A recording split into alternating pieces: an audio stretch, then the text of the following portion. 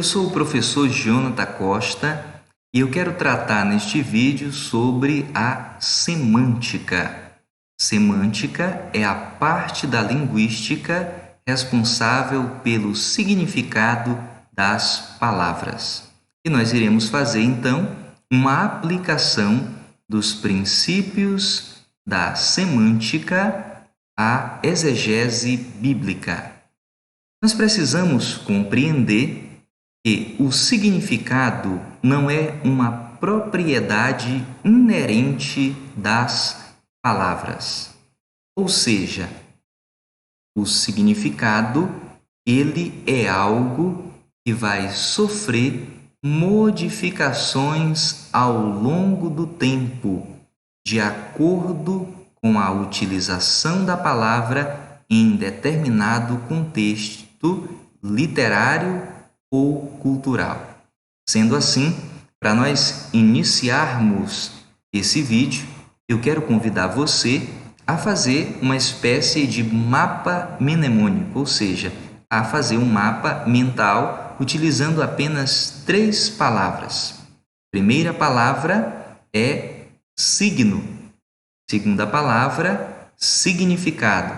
Terceira palavra, contexto. O significado de um signo, que no caso que nós estamos aqui tratando é uma palavra, o significado de uma palavra está subordinado ao seu contexto. Então nós temos signo, significado, contexto. Então, essa palavra, ela não possui um significado inerente a ela, independente de qualquer coisa.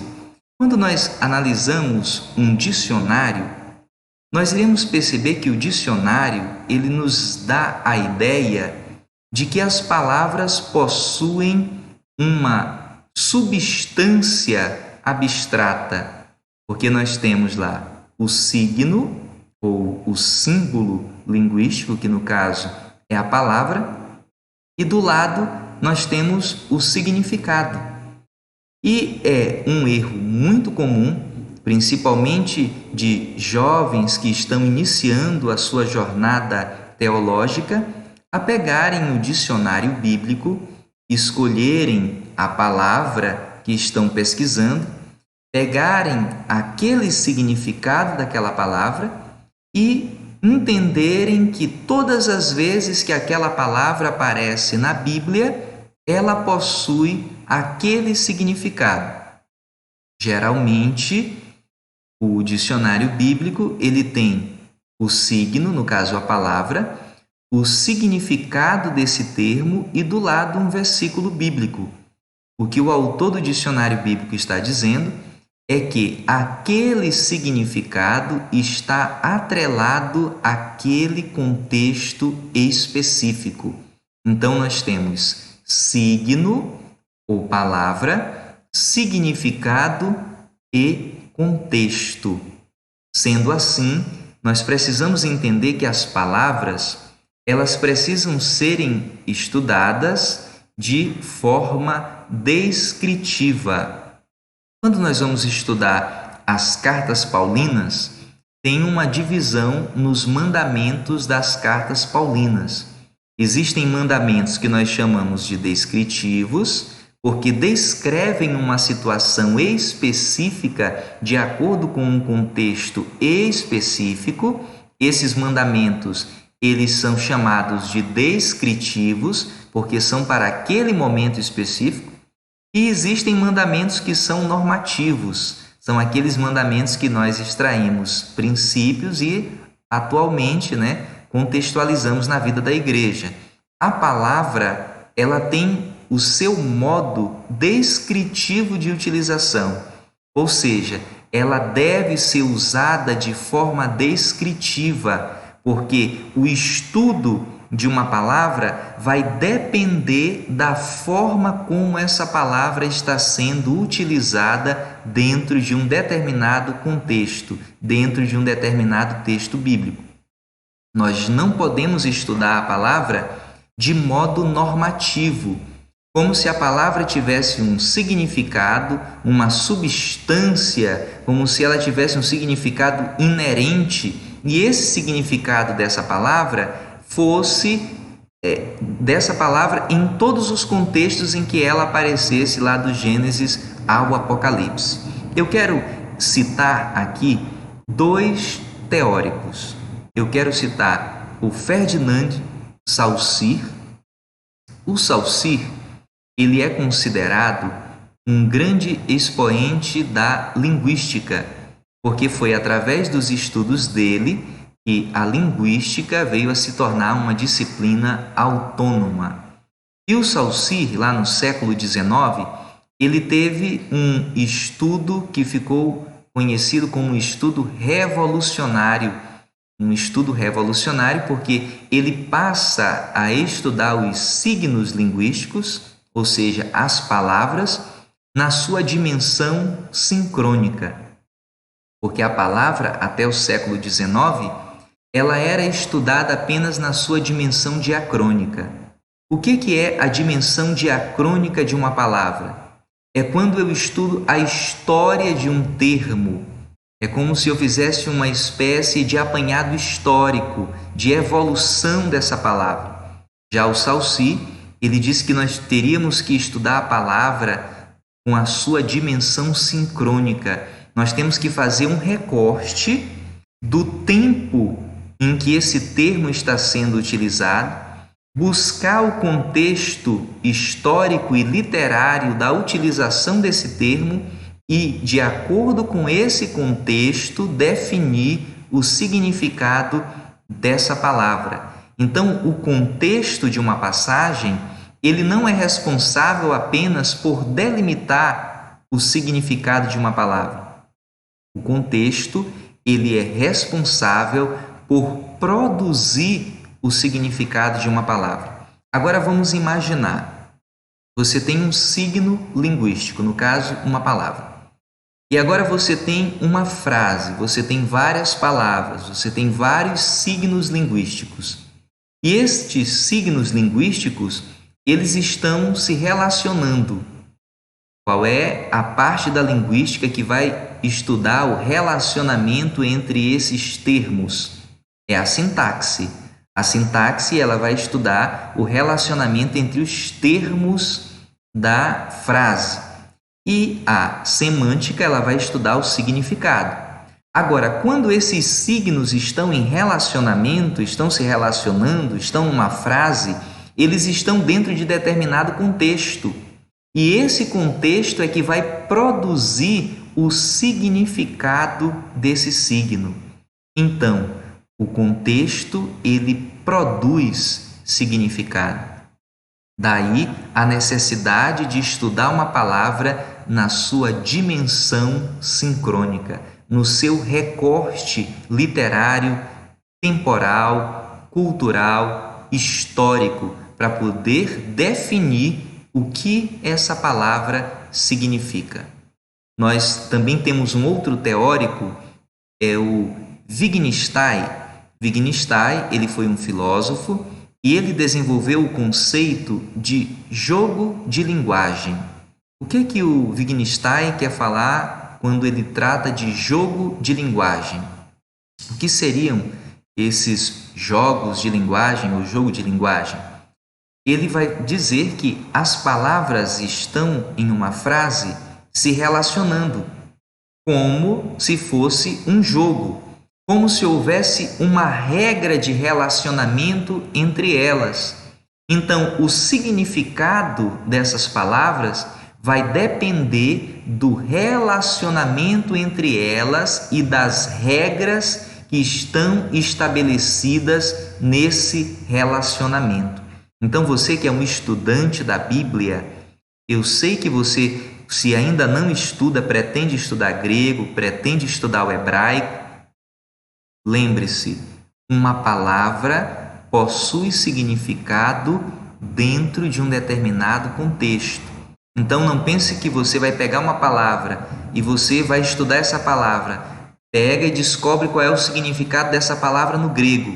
E e você pega esse significado e lança no seu texto bíblico dizendo: eu achei o significado dessa palavra, e leva para o púlpito e diz: irmãos, essa palavra vem do grego, aí cita o nome da palavra, e significa isso. Muito cuidado com essa prática, porque cada palavra vai ter o seu significado subordinado ao seu contexto. Então, para você fazer uma exegese bastante equilibrada, consistente, grave essa tríade no seu pensamento: signo ou palavra, significado e contexto.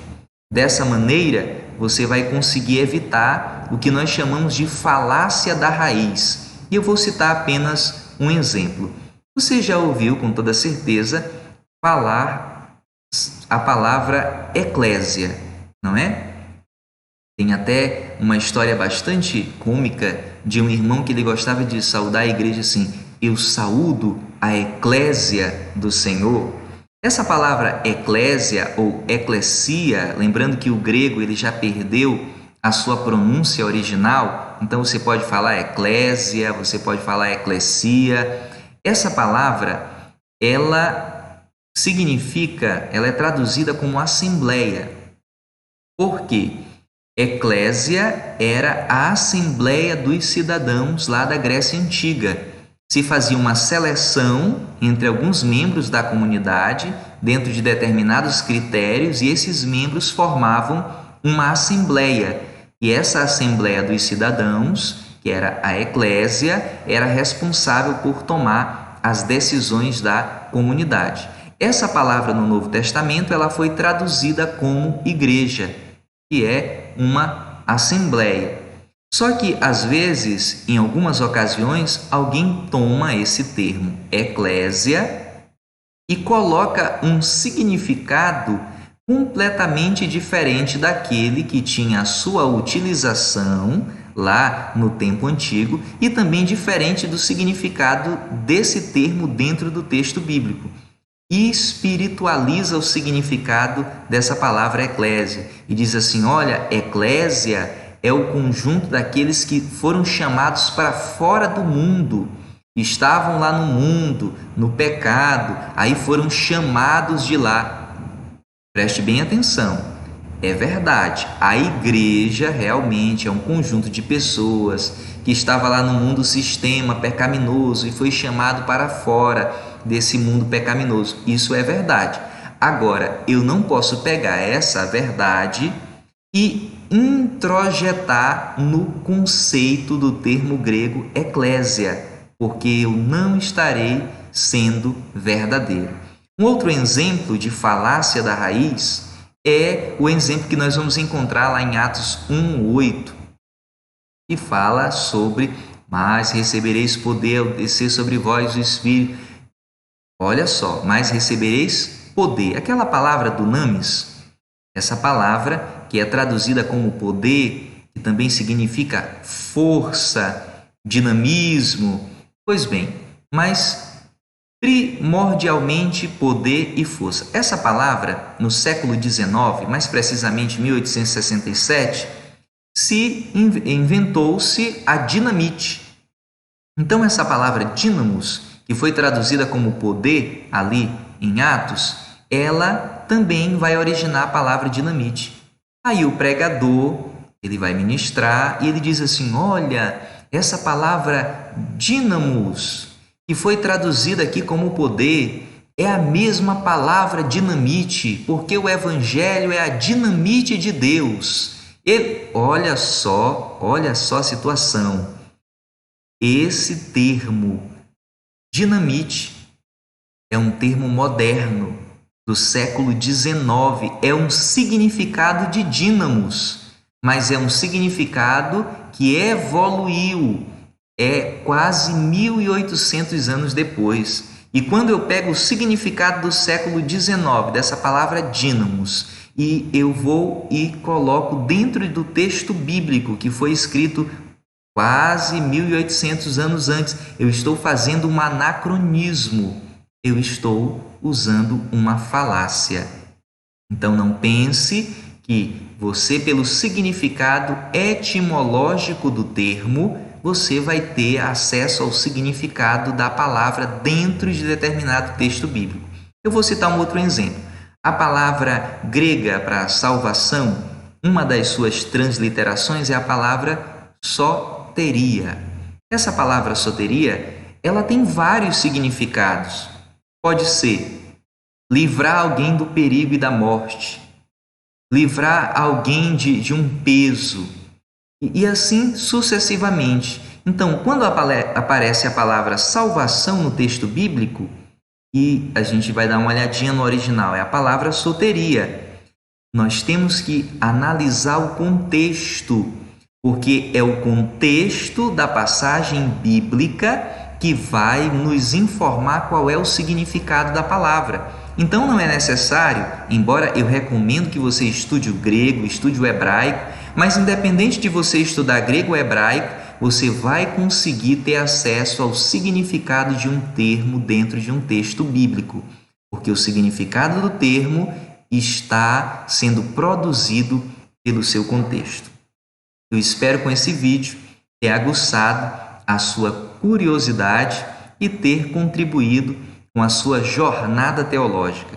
E se você quiser ter acesso a outros vídeos semelhantes a este, eu quero convidar você a assinar o nosso canal, a se inscrever no nosso canal Ensino para Vencedores e ativar o sino das notificações. Eu espero que nós possamos ter outros encontros em vídeos semelhantes a este para a sua e para a nossa edificação.